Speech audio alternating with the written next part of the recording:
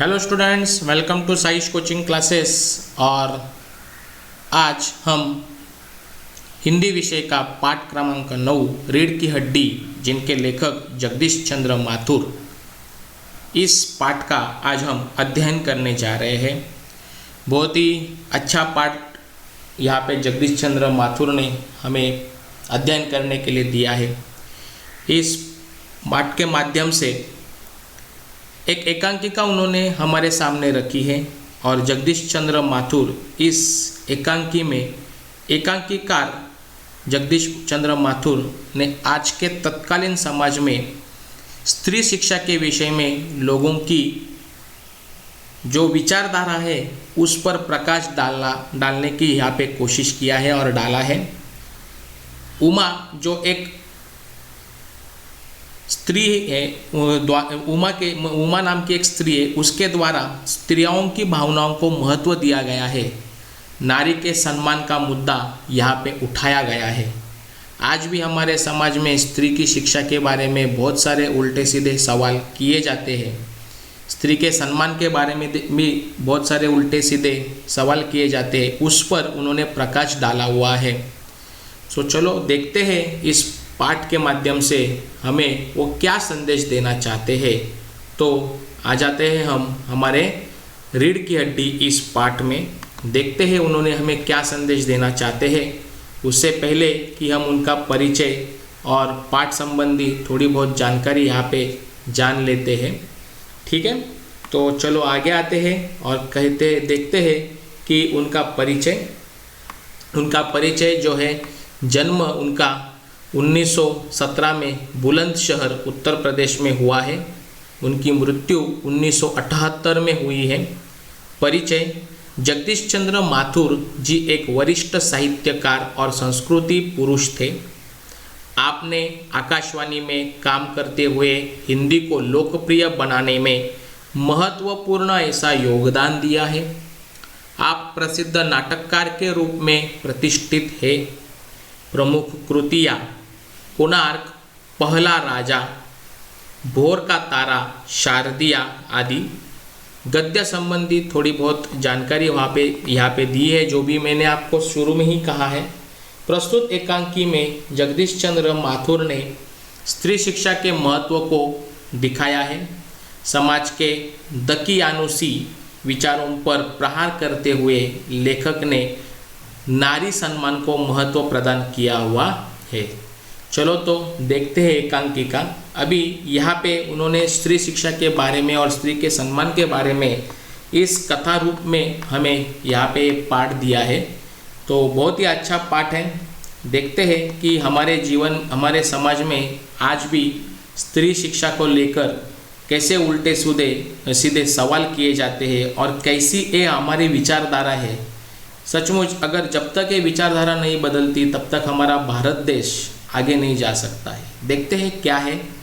पात्र जो कि उमा सुशिक्षित युवती है। उमा नाम की एक सुशिक्षित युवती, सुशिक्षित मतलब पढ़ी लिखी युवती। राम स्वरूप जो उमा के पिता है। प्रेमा उमा की माँ है। शंकर एक युवक दिखाया है और गोपाल प्रसाद जो कि इस युवक के शंकर, गोपाल प्रसाद है शंकर के पिता है। युवक कौन है? शंकर है, और ये शंकर के क्या है? पिता है। समझ में आया? सो इतने पात्र हमारे पास यहाँ पे अवेलेबल है। चलो देखते हैं क्या है क्या नहीं। ओके, चलो come on to the points now. Ratan Ram Swaroop का नौकर। एक कमरा। अंदर के दरवाजे से आते हुए जिन महाशय की पीठ नजर आ रही है वह अधेड़ उम्र के हैं। एक तख्त को पकड़े हुए कमरे में आते हैं। तख्त का दूसरा सिरा उनके नौकर ने पकड़ रखा है। तख्त माने क्या? अभी तख्त माने आप ये कह सकते हैं कि लकड़ी की बनी हुई बड़ी चौकी, जो लकड़ी की खाट बोले तो भी चलेगा, बराबर है।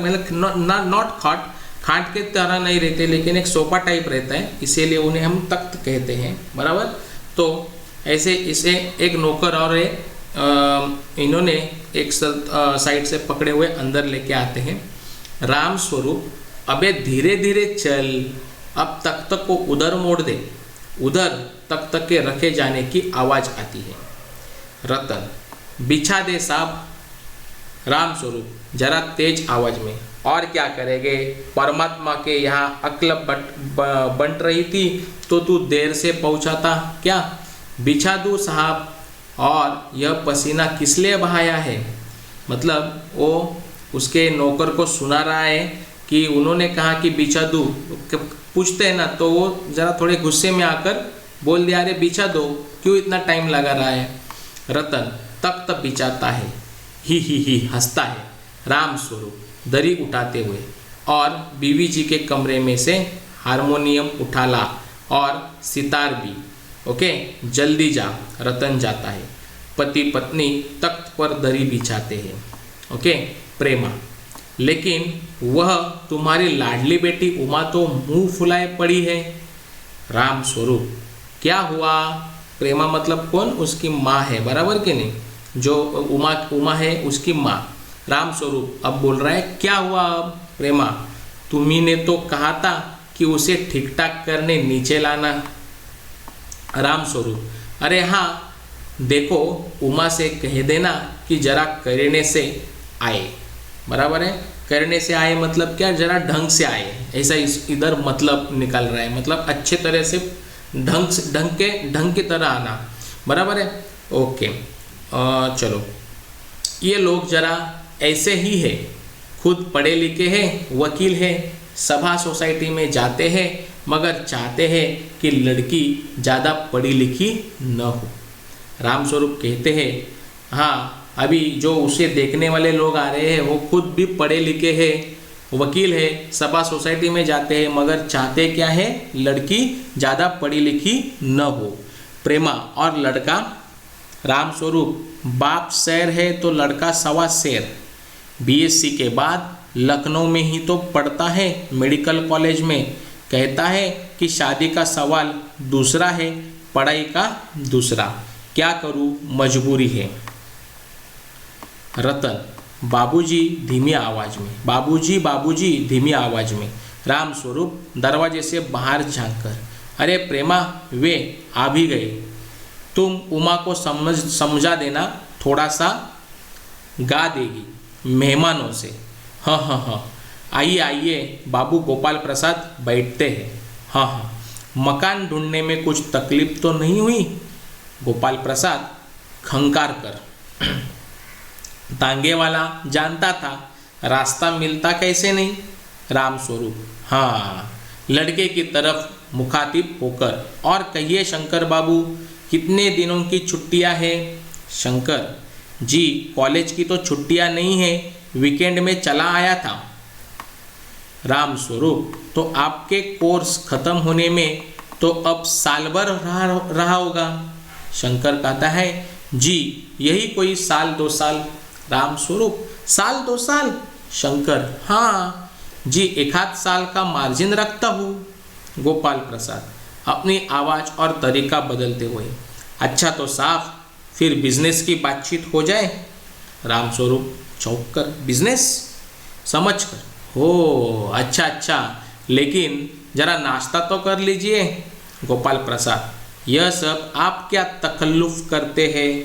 बराबर है, तकल्लुफ़ मतलब क्या कि समझो, तकल्लुफ़ मतलब ऐसे यहाँ पे अर्थ लिया जाएगा कि तकल्लुफ़ मतलब शिष्टाचार बोलते हैं ना हम मराठी में, शिष्टाचार। आप क्या इतना शिष्टाचार मतलब तकल्लुफ़ करते हैं?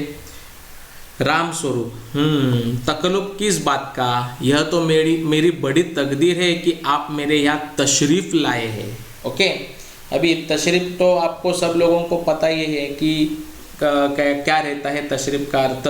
तशरीफ़ लाना मतलब विराजमान होना, आसनस्थ होना। बराबर है, इसका अर्थ हम ऐसा ले सकते हैं यहाँ पे। ओके ओके, अंदर जाते हुए रामस्वरूप ने ये कहा। गोपाल प्रसाद अपने लड़के से, क्यों, क्या हुआ? शंकर, कुछ नहीं। गोपाल प्रसाद, झुककर क्यों बैठते हो? ब्याह तय करने आए हो, कमर सीधी करके बैठो। तुम्हारे दोस्त ठीक कहते हैं कि शंकर की बैकबोन। इतने में बाबू रामस्वरूप चाय की ट्रे लेकर मेज पर रख देते हैं। गोपाल प्रसाद, आखिर आप माने नहीं। रामस्वरूप, चाय प्याले में डालते हुए, हाँ हाँ हाँ, आपको विलायती चाय पसंद है या हिंदुस्तानी? गोपाल प्रसाद, नहीं नहीं साहब, मुझे आधा दूध और आधी चाय दीजिए और जरा चीनी भी ज़्यादा डालिएगा। शंकर खकार कर, सुना है सरकार अब ज़्यादा चीनी लेने वालों पर टैक्स लगाएगी।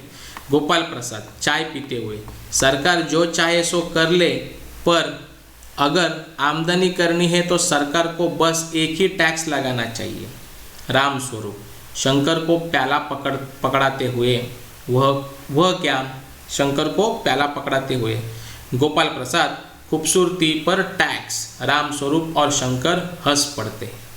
मजाक नहीं साहब, यह ऐसा टैक्स है जनाब कि देने वाले चू भी न करेंगे। राम स्वरूप जोर से हंसते हुए, वाह वाह, खूब सोचा आपने। वाकई आजकल खूबसूरती का सवाल भी बेढब हो गया है। हम लोग के ज़माने में तो यह कभी उठता भी नहीं था। तश्तरी गोपाल की तरफ बढ़ाते हुए, लीजिए ना। ओके, सो आगे चलते हुए गोपाल प्रसाद समोसा उठाते हुए, कभी नहीं साहब, कभी नहीं। राम स्वरूप शंकर की तरफ मुखातिब होकर, आपका क्या ख्याल है शंकर बाबू? शंकर बोलता है, किस मामले में? राम स्वरूप, यही कि शादी तय करने में खूबसूरती का हिस्सा कितना होना चाहिए? गोपाल प्रसाद बीच में, यह बात दूसरी है बाबू राम स्वरूप, मैंने आपसे पहले ही भी कहा था, लड़की का खूबसूरत होना निहायत जरूरी है और जायजा मतलब जन्म पत्र तो मिल ही गया होगा। निहायत मतलब अत्यावश्यक बोले जाते हैं, अत्याधिक है। तो वो बोल रहा है कि लड़की का खूबसूरत होना बहुत ही अत्यावश्यक है, जन्म पत्र तो मिल ही गया होगा। राम स्वरूप जी कहते हैं, जी जायचे का मिलना क्या मुश्किल बात है, ठाकुर जी के चरणों में रख दिया, बस खुद ब खुद मिला हुआ समझिए। शंकर भी हंसता है, मगर गोपाल प्रसाद जरा गंभीर हो जाते हैं। गोपाल प्रसाद, लड़कियों को अधिक पढ़ने की जरूरत नहीं है, सिलाई पुराई कर ले बस। राम स्वरूप, हाँ हाँ, मेज को एक तरफ सरका देते हैं, फिर अंदर के दरवाजे की तरफ मुंह कर जरा जोर से, अरे जरा पान भिजवा देना। उमा पान की तश्तरी अपने पिता को देती है। उस समय उसका चेहरा ऊपर को उड़ जाता है और नाक पर रखा हुआ सुनहरी रिम वाला चश्मा दिखता है। बाप बेटे चौंक उठते हैं। गोपाल प्रसाद और शंकर एक साथ, चश्मा? राम स्वरूप, जरा सपक काकर, जी मतलब सबका कर मतलब कैसा विचलित होता है। जी वह पिछले महीने में इसकी आंखें दुखने लग गई थी, सो कुछ दिनों के लिए चश्मा लगाना पड़ रहा है। गोपाल प्रसाद, पढ़ाई वढ़ाई की वजह से तो नहीं ना कुछ? राम स्वरूप, नहीं साहब, वह तो मैंने अर्ज किया ना। गोपाल प्रसाद, संतुष्ट होकर कुछ कोमल स्वर में, बैठो बेटी। राम स्वरूप, वहाँ बैठ जाओ उमा, उस तख्त पर, अपने बाजे के पास। उमा बैठती है। गोपाल प्रसाद, चाल में तो कुछ खराबी है नहीं, चेहरे पर भी छवि है। हाँ, कुछ गाना बजाना सीखा है? राम स्वरूप, जी हाँ, सितार भी और बाजा भी। सुनाओ तो उमा एकाध गीत सितार के साथ। उमा सितार पर मीरा का मशहूर भजन मेरे तो गिरिधर गोपाल गाना शुरू कर देती है। उसकी आंखें शंकर की झेंपती सी आंखों से मिल जाती है और वह गाते गाते एक साथ रुक जाती है। राम स्वरूप, क्यों, क्या हुआ? गाने को पूरा करो उमा। गोपाल प्रसाद, नहीं साहब, काफ़ी है, आपकी लड़की अच्छी गाती है। उमा सितार रखकर अंदर जाने को बढ़ती है। गोपाल प्रसाद, अभी ठहरो बेटी। राम स्वरूप, थोड़ा और बैठी रहो उमा। उमा बैठती है। गोपाल प्रसाद उमा से, तो तुमने पेंटिंग वेंटिंग भी सीखी है? उमा चुप। राम स्वरूप, हाँ, वह तो मैं आपको बताना है भूल ही गया। यह जो तस्वीर टंगी हुई है कुत्ते वाली, इसी ने बनाई है, और वह उस दीवार पर भी। गोपाल प्रसाद, यह तो बहुत अच्छा है, और सिलाई वगैरह? राम स्वरूप, सिलाई तो सारे घर की इसी में ही जिम्मे रखती है। यहाँ तक कि मेरी कमीज़ें भी। हाँ हाँ हाँ गोपाल प्रसाद ठीक, लेकिन हाँ बेटी तुमने कुछ इनाम बिनाम भी जीते थे। उमा चुप। राम स्वरूप इशारे के लिए खांसते हैं, लेकिन उमा चुप है। उसी तरह गर्दन झुकाए गोपाल प्रसाद अधीर हो उठते हैं और राम स्वरूप सकपकाते हैं। राम स्वरूप जवाब दो उमा। गोपाल से हाँ हाँ।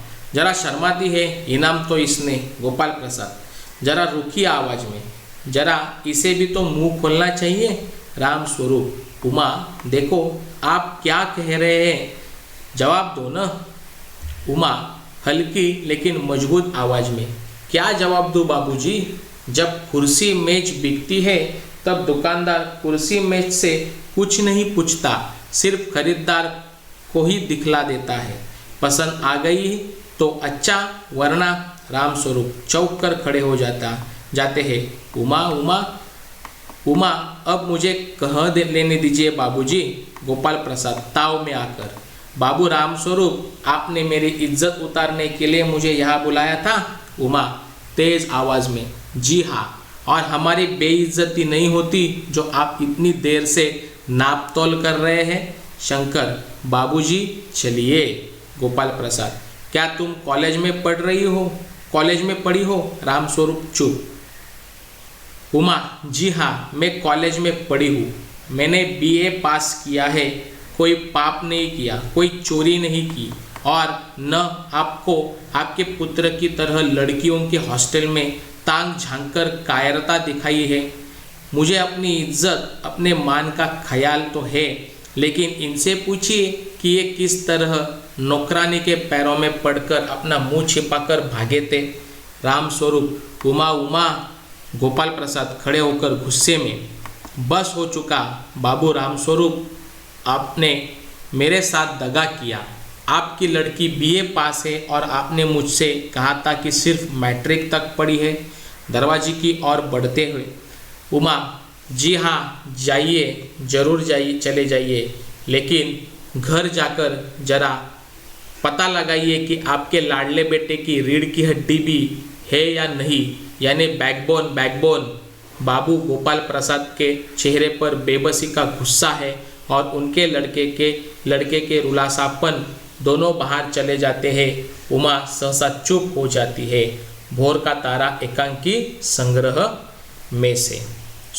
इस तरह जो हमारे जो यहाँ पे लेखक जगदीश चंद्र माथुर है, उन्होंने किस तरह से इस शिक्षा के बारे में आज भी हमारे लोगों के विचार है, यह यहाँ पे दिखाने की कोशिश की है।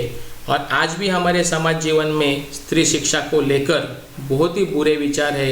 आज भी हमारे बहुत सारे खेड़ों गाँवों में जहाँ पे दूर दूर तक शिक्षा का कोई महत्व नहीं प्राप्त है, उस गांव में या उस समाज में स्त्री शिक्षा के विषय बहुत ही दकीयानुसी विचारधारा है। और इसके माध्यम से इस एकांकिका और इस पाठ के माध्यम से जगदीश चंद्र माथुर ने बहुत ही अच्छा प्रकाश डाला है कि आज हर एक स्त्री को उसका खुद का शिक्षा का अधिकार देना चाहिए। इस पाठ से हमें समझता है। आपको ये पाठ अच्छी तरह से समझ में आया रहेगा ऐसी मैं आशा करता हूँ। और आप ये वीडियो देखने के लिए आप सभी विद्यार्थियों का धन्यवाद।